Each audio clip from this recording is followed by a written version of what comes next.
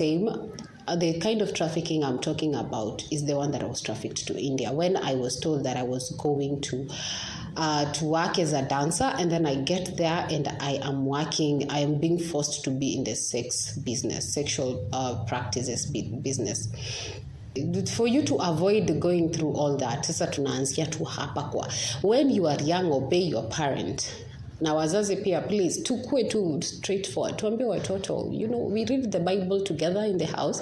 We try and explain to them what the Bible means. Why does the Bible say this? According to your own experience. Wacheni kudanganya watoto ulikuanga number 1 every time. It doesn't matter uko kwa environment gani. Obedience haichagui environment. Unaweza kuwa unalelewa ghetto, unaweza kuwa unalelewa sijui wapi. Haichagui. Ni wewe tu mwenyewe ndio uko tu focused ukiwa penye uko. Hello everybody, welcome to today's talk.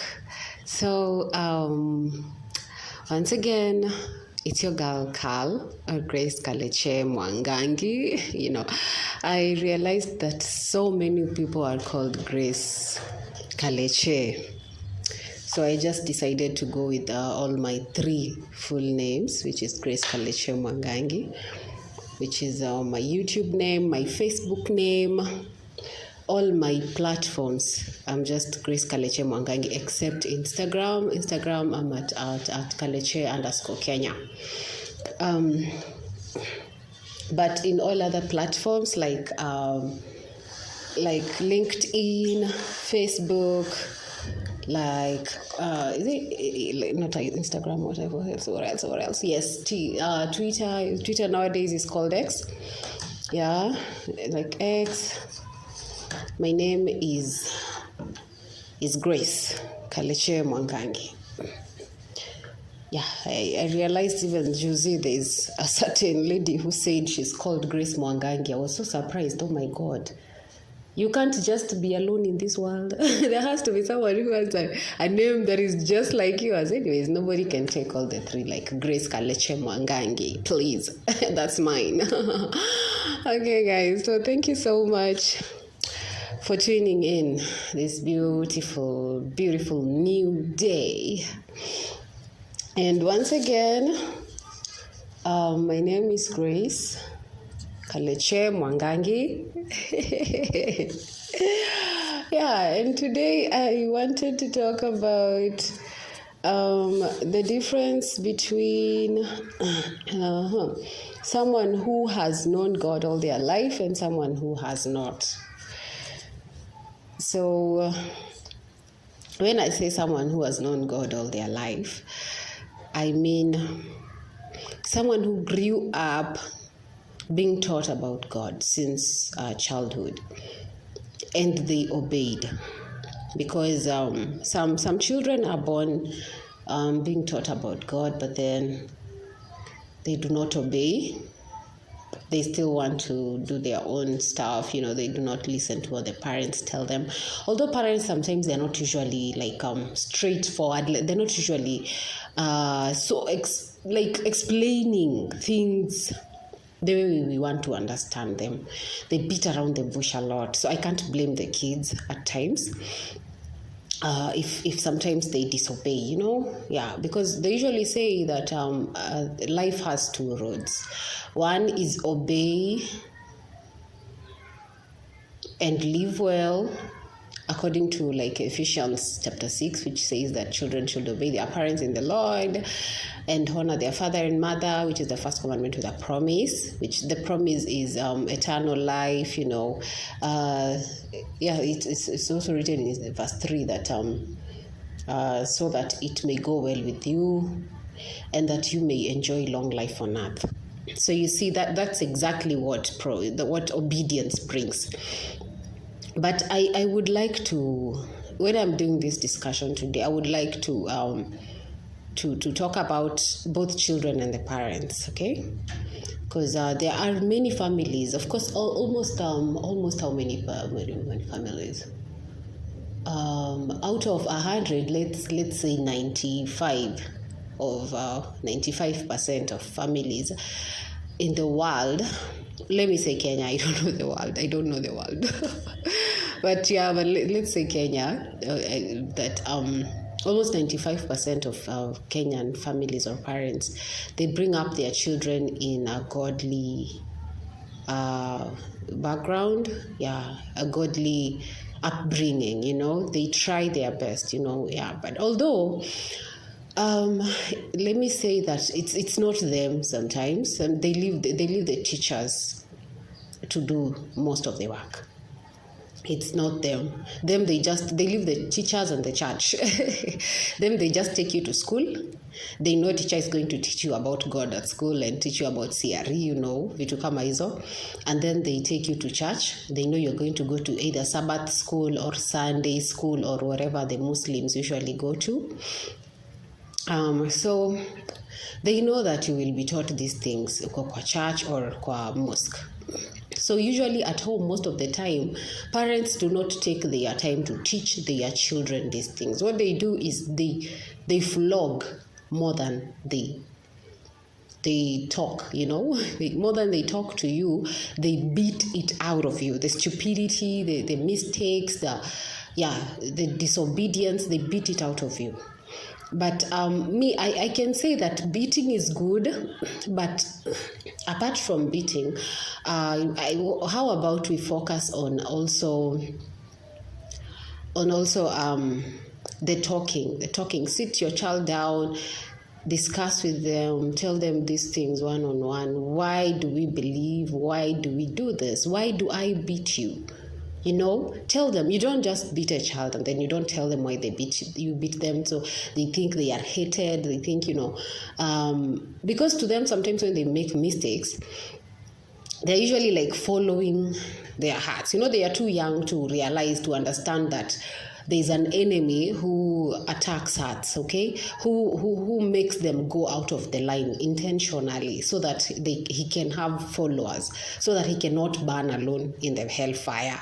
Okay, so there's an enemy who just pulls them away from the love of God and away from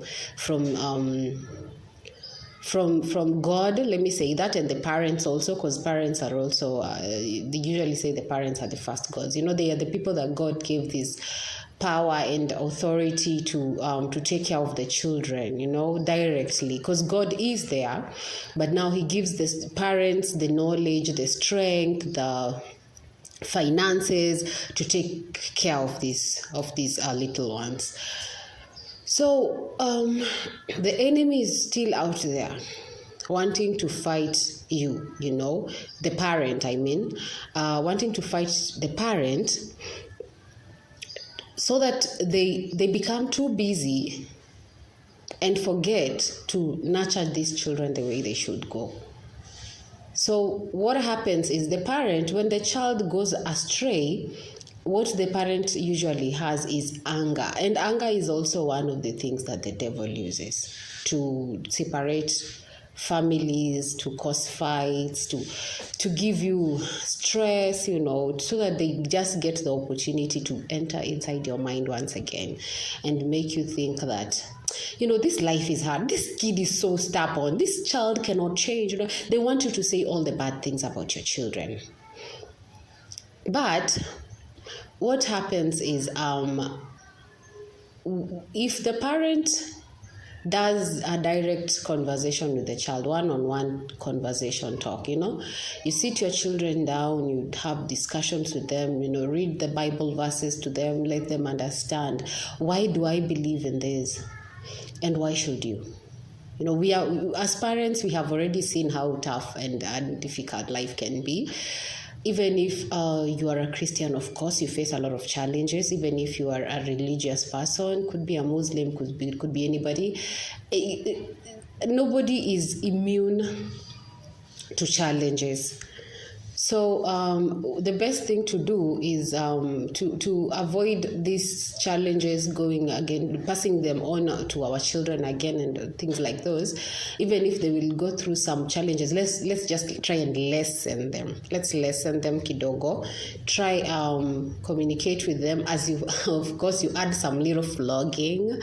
So you teach them pole pole, like, you know what, I tell you not to do this, because even give them some examples. Somebody did this and this happened. I usually educate my kids even with animal stories. I tell them, there was once like this story of the hare and a tortoise, where the tortoise and hare wanted to go on a race, and then of course tortoise won because the hare ran so fast. He was so tired, so he rested a little, and by the time he's taking a nap to rest, slow tortoise came and passed by where he was sleeping, and he just tiptoed slowly until he reached the finishing line. And that's how tortoise won.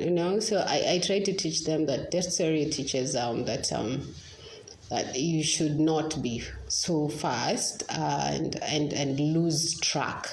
So just go slowly, but be on the right track. And then now, Kitambo, there used to be shows who used to teach these things. Kitambo, before school was invented, before school before it was serious sana, like, shows were the ones who used to teach children, and they used to teach them with this kind of stories, hata experiences za watu wengine, Nikamwambia, unajua kuna mtu ambaye labda alikuwa yeye hafanyi kazi au akakaa njaa au sijui nini. Unajua vitu kama hivyo, like you just teach your children according to life experiences that have happened, and that's why I usually, when I'm telling my stories like this, I love pinpointing some my own stories pali penye I've ever made the same mistake, because my intention is to help someone out there not to make the same mistake, So, and they say that obedience can take you so far. So I just try this thing of, let me educate you so that maybe you could think about what I'm telling you, and one day when that kind of a situation comes your way, you will know why it is not right to follow it. You will know why to divert. And how to, because I not only give these stories and also tell you my experience, but I also tell you what I should have done in that situation. Yeah, so that was parents. Now let me talk about kids. Like kids, obedience can take you very far. The Bible itself says that so that it may go well with you and that you may enjoy long life on earth. Let's say, for instance, that you do not obey, and then maybe your parent tells you, do not steal, do not kill, do not do this, do not do that, and then you still go ahead and do it. Let's say, for example, stealing. Kitambo, the thing of people being murdered by mob justice used to be so common. Like, ilikuwa inafanyika a lot. You could go 1-2 steps, unapatana na kidole ya mtu, unasikia huyo amechomwa na mob. Unaenda another 2-3 steps, you meet with another person, they are there, wamepigwa na mawe, like especially there's this one that I have ever seen na huko karibu na kwetu, that alipigwa na mob, alafu like akekelewa mawe kwa tumbo, and all the mara za tumbo zikakuja kwa kifua, so the tumbo was like empty and you could press it like that. Like, oh my God, kids were pressing it like this, alafu they're like, oh, the stomach is. Imagine that kid who is watching that, because me, I was like, I was passing by, and it's just near my home, but I was passing by there and I just looked, and mpaka wa leo that picture has never left my mind. Sasa mimi na imagine wale watoto ambao mpaka walikuwa wanafinya. Oh my God, some kids y'all. Oh my my God. Okay, so like a situation like that one, you tell your child not to steal, but they go ahead and steal. Unaona? Like sasa siku hizi mob justice, sidhani kuna mob justice hivyo sana siku hizi, lakini I do want to believe that when you get arrested for stealing, uta serve a long term in jail. And you do not want to get to that. Unajua si ati usitake jela ikufundishe, unajua. Even these thieves who steal and then they commit some stupid thing ndio waende kwa jela sijui siku 2-3 alafu watolewa ati kwa sababu they've done some crime that is not so serious, inaweza waeka ndani for long, lakini hiyo inakuwa tu ni cover their tracks. So akishatoka kuiba pahali so that they cover their tracks wasijulikane or anything, they go and hide in the station. Hata hao watu when they go hide in the station for 90 days, your 40 days are there waiting for you, you know, and ukishashikwa tu hivi one day one time, hiyo kuenda unaenda kwa jela siku 2-3 ukiogopa kuenda siku mingi zaidi, utaionja tu, unaona. So and then that is how utakuwa cut short your life, you know. You enjoy your life on earth, you will have cut it short. You won't even enjoy your life on earth because jela, hebu teseni hao watu kidogo waache kuona kama crime ni kitu mzuri, you know, atese kidogo, let them suffer a little you know. So yeah, so when your parents tell you not to do something and you still do it, you know the consequences are too tough, you know. Kama ulikuwa uishi maisha iko ngumu, you will ishi maisha yenye ngumu zaidi, unafanya maisha yako inakuwa ngumu zaidi because life without being obedient it's don't even want to think about it, you know. Oh my God, it's tough, it's bad, you know. Yeah, like when I was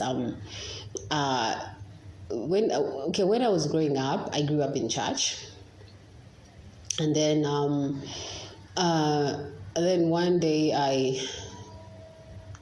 let the pressures of this world enter my head, you know, like the wanting of, you know, I want to finish school, I want freedom, you know, those kind of things. I let the pressure enter inside my head, you know, like yeah, like really inside my head. So nikaanza kutaka ku have fun earlier, and I started sneaking out of my home to go and have fun, and then came back, or like after spending the night outside with friends, you know, going clubbing and vitu kama hizo. And that time I was like 16. Do you know that life iliniingia mpaka ile wakati nilimaliza, okay, sikuweza kumaliza shule kwa sababu ya some issues, although unajua saa zingine mzazi ukiona amewachilia kidogo, maybe they've already thought to themselves that you're not serious. So yeah, so sikuweza kumaliza hiyo time shule, although I did maliza baadaye because I still loved my education, hata kama nilikuwa tu bado napenda raha, which was a bad thing because that was not the right time. So this time that I went out with friends, and then I came back, and then, you know, and I was seriously flogged, and I guess that was the last time I went out again. Nilikuwa seriously flogged.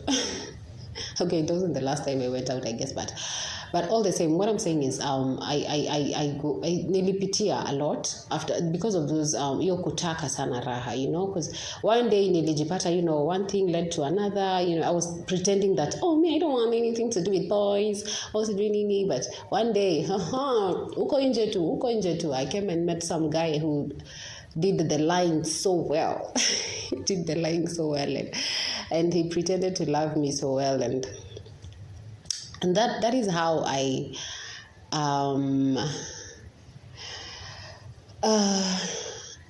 that is how I came to face the consequences of the actions I made, the wrong decisions I made of wanting this fun life too early when I was still young. Like, I should have listened, when hata kama sikuambiwa na mdomo, niliambiwa na kiboko. Ningesikiza hiyo kiboko yani, kama ningesikiza tu niseme acha niachane na hii maneno, but yeah, mimi nikaendelea tu, and one day, alafu sasa after I met that guy and akanijifanya ananipenda, and then I got my first baby when I was 19, because that was later kidogo. I got paged pregnant when I was like 19, and 19 years old, sasa hiyo already nilikuwa nimeshasimamishwa shule, but I still wanted to complete my high school, so I was like, no, siwezi achia hapo. So I used to hustle here and there, selling some shambalas and selling anything I could, and like in terms of like selling shambalas and what else did I sell? I think mostly that time I used to focus on selling. Yeah, I used to sell shambalas even at school. So that is what I used to do. Nika hustle nini. I got some. Oh yeah. I remembered. I even went for some acting. Nikaenda nika-act pahali and got some money. Alafu I registered for my KCSE exam and I did it pregnant. Imagine, like, so heavy, but because I just wanted to, like, nilikuwa ninajua nimemess, so sikuwa nataka kumess zaidi. So I was like, acha nipambane, ninajua itakuwa rahisi, nitalipia hii, kwa sababu hata kwenda shule kama nimevaa uniform na kitumbo kimefika huku ninaenda kufanya mtihani it wasn't easy. Hata mimi kufanya mtihani wasn't easy. But I thank God that my mind was still so here. Hata kama nilikuwa nimefanya hizo rahara things and nikajimes, like mind yangu bado ilikuwa so intact. Like bado nilikuwa najua ninataka bado kusoma, ninajua bado kenye nataka kuwa in the future, so sitaacha shetani aingililie hiyo, unaona. So and when I gave birth to my firstborn, so that was like January hapo, like after nishamaliza shule and everything. Nilimaliza shule kama mtihani ya mwisho I did November, and then January I have a baby. End of January I already have a baby, so you can imagine how heavy I was when I was sitting for the exams. But I learned my lessons. I felt so bad about everything, but unajua sasa ukishafanya mistake kama hiyo, kurudi nyuma si rahisi. It's not easy going back. So now it's you and your prayers and your God to help you, to give you another chance to make things right for yourself. So sasa hapo parents have already given up on you. They won't even take you to college, hapo you can't even afford much, like the only thing you can afford maybe kama wakati mtoto akiwa mdogo, like nilikuwa tuna struggle kidogo, like maybe bado ni tena mtoto wangu alikuwa na some complications, so nilikuwa nashinda hosi. But hata venye nilirudi, I faced a little bit of tough times kabla niweze kupata sasa nguvu ya nimeenda sasa kufanya kazi. And when I started now going to work, because of getting a child bila kuwa prepared, I had to go and do a job that wasn't so good. I became a dancer, So I became a dancer, and it was because, I did not become a dancer immediately, by the way, by time. But the job that I did also wasn't is one that really draw to working with men. To be honest, I'm sorry man, I have nothing against you. Lakini ukifanya kazi na wanaume bwana wewe umepotea. Don't do job with men. Woo! Sifanye kazi na wanaume. So I did work with men until the day that sasa nika graduate tena work with more men as a dancer. I danced for some years, and I'm not saying that, but I'm laughing about this, but it's not a matter to laugh about, because what I faced, what I went through, alafu kulingana na akili yangu, mimi ni mtu mwenye nimekuwa nikitaka kitu fulani, so nina imagine the anxiety of I am here and I can't get myself out of here because I brought this to myself in the first place. So you imagine, I already have a child that I need to take care of. Na ujue lazima I take care of that kid, so sina any other option. Lazima tu ni hustle, lazima tu ni, unajua. So nikajieka kwa hiyo life, and it was so tough for me. Things were so tough for me. So I became a dancer, and even kidogo after working as a dancer, and work kinyozi like 2-3 years. Dancer, I worked for like 4 years hapo, and then I went to India, thinking that I was going to continue my dancing career, and then I got to India, and then I'm meeting people there who exploit me for sexual work and sexual exploitation, wherever. And then, my life just became instead of becoming better, like after sasa ile mistake yenye nilifanya nikiwa high school, it went becoming worse and worse and worse, and oh my God, I cried. Yani nikiwa India ndio sasa ninafunguka macho, ninaona vitu haziendi vizuri. So by the time now, uzuri ni eti God ni God. Ni God tu. Anaangalianga na huruma. Anausikia machozi. Anaangalia tu machozi yako, anakusikia tu venye unalia. Venye unamuita na huruma. Anasema tu, usijali, mimi ni Mungu. Nitakurudisha. But I had to call him. I had to call for rescue. Like I was like, God, please, I need you. Yeah. And that's how now I came out of India, nikarudi Kenya, and I restarted my life. Nikakaa chini yani I met Ford Foundation through Margaret, the regional director in Africa, am I in East Africa, and that is how I just restructured my life, and I started afresh. Nikarudi sasa high school tena, nikafanya KCSE this time. Sasa nikajaribu at least nikuwe na grade yenye inaweza nipeleka college. Nika study bana, hata sikuwa nalala mse. I did my KCSE in like 1 year. Sasa ibu imagine 1 year I have to soma vitu za 4 years, but I tried my best.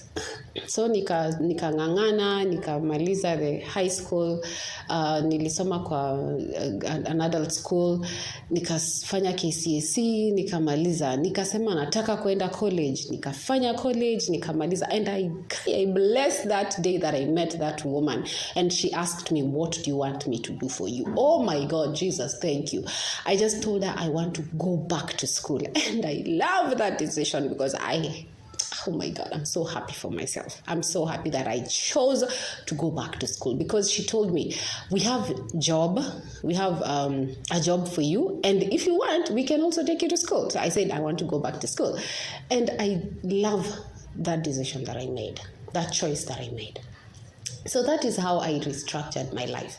And sasa nikarudi shule, and kwa sasa like nina hustle here and there. Sasa nikisoma like pia nikapata more connections, nikaanza kufanya na Free the Slaves. Sasa ndio wakanifundisha hiyo story ya advocacy na hiyo how I can use my experience pia ku grow, yani educate more people, wasikue pia trafficking, it's big, you guys. I know you would understand what I mean by being trafficked. Hata hizi stories zenye nawaambia this, don't let the devil twist your mind, then they start using you in a bad way. But all the same, the kind of trafficking I'm talking about is the one that I was trafficked to India. When I was told that I was going to work as a dancer, and then I get there and I am being forced to be in the sex business, sexual practices business. So that's the kind of thing I'm talking about, and for you to avoid going through all that, sasa tunaanzia tu hapa kwa when you are young, obey your parent. na wazazi pia, please tukue tu straightforward, tuambie watoto, we read the Bible together in the house, we try and explain to them what the Bible means. Why does the Bible say this? According to your own experience. Wacheni kudanganya watoto ulikuwanga number 1 every time. Alafu mnaruka the most important part of bringing up that kid, Tell them, mommy, even if you don't mention yourself, say, there's someone I know who has ever done this and then this happened to them, okay? Yeah, like there right now I'm telling you guys my story. I played na masomo, alafu, nikajimes, alafu, this and that happened, Yeah, so that they know that it's important not to play with masomo, shikilia, try, hata kama maybe the kids, they're not that choppy. Don't worry. Nowadays, kuna CBC focuses on more than just education ya vitabu. It also focuses on their gifts, talents, and their interests. Like, what are they interested in doing? What is their focus? Like, where do they see themselves in the future? And then you start working on that, kama mtu anataka hii, kwa sababu nowadays hakuna kitu yenye hailipi. By the hata sina, hakuna kitu yenye hailipi. Ni bora tu mtoto umpush hiyo kitu yenye anapenda aifanye wholeheartedly. It will pay them. So watoto wako na different interests, try and nurture them to be perfect in those things and they are going to be well. Si lazima ati kama masomo haingii, usichukie mtoto, useme ati huyu nasomesha haishiki nini. No, think about the kids, what else do they love doing? Sasa uanze kufocus sana unampeleka shule bado anasoma, lakini pia unakuwa kwa akili yako unajua mtoto wangu anataka kitu fulani. Now let me start teaching them how to think in that direction. Unajua mami, unaweza succeed kwa njia hii na hii na hii, ama unajua baba, you can succeed kwa hii na njia hii na hii na hii. If it's business, you can teach them how to start being good business managers. If it's welding, start telling them the benefits of being welders. Nowadays there are people who wanashika a lot of money by just doing welding for people, by kupaka rangi, kufanya a lot of things, so tu ni mtu tu ndio a focus, kwa sababu there's something for everyone. Let me say that because I usually love, kuna some property show I usually watch that that the lady who hosts it says that. So there's something for everyone in this life, yeah. So and anybody can be perfect in anything. Ni sisi ndio tuwapatie hiyo mentality you can do it, yeah. So we give them strength. So yeah, my topic was supposed to be the difference about someone who has known God all their life and someone who hasn't. So already I've explained to you why if I was obedient from the start and followed God's ways, venye singepotea. Like kama hizi vitu zote zenye sijui kudelay nini ningekuwa successful at the age of 25 ningekuwa ninaendesha gari langu jamani. Kama ningekuwa na hiyo mindset, unajua nikiwa hiyo miaka yenye nilikuwa nafaa kukua nayo, maybe probably after completing the high school, after sasa niko na hiyo mindset I'm going to pursue media and journalism. Nimesomea hebu tuseme tu nimesomea for those like 4 years ama 3, alafu tuseme now tumepatia hiyo kusoma 4 years and I was like I've completed like nikiwa 19 ama 18 19 20 22 23 I guess. So imagine like 25 ningekuwa niko mbele sana. So yeah, unaona I had to struggle hizo tu miaka tunye tuko hapo katikati, something si lazima ningepitia, si lazima, unajua. But kwa sababu sasa tulishapitia hapo na tukafika hapo, we now say to God, thank you because umenipatia another chance. Now let me use this chance to not only bring myself back online na kuendelesha maisha yangu venye inafaa, but now let me use that experience to also warn others, to also encourage others, inspire others. If you've already made a mistake, it doesn't mean that is the end for you. You can wake up at any time. God is there for us anytime. Anajua ile kitu yenye shetani hufanya. So yake, furaha yake ni umepata njia, umerudi. Very good. Now let's start from here. So yeah, keep praying hard. Just pray hard. If you are not praying and you want your life to go in a different direction, pray and believe that God sees, God hears, God works.